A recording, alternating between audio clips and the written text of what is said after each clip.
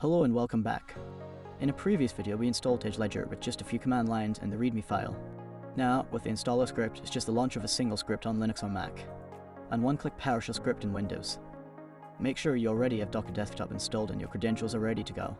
Here's how simple it is. Copy your credentials into the example file and save it. Then, open a terminal inside the project folder.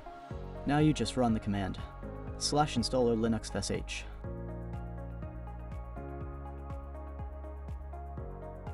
Once the script finishes, your Publican 8N link will open. From here, create your account.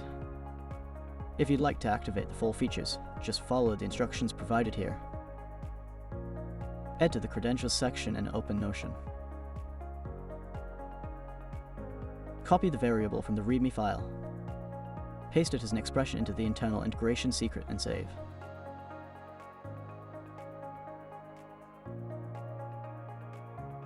Next, go to the workflow and open EdgeLedger. Move any node slightly, this triggers a save, and then publish the workflow. And that's it. You're now ready to start journaling with discipline using EdgeLedger. With this workflow, every trade is tracked, your notes, emotions, and your setups are organized and stays consistent. Thank you for watching, and I'll see you in the next video.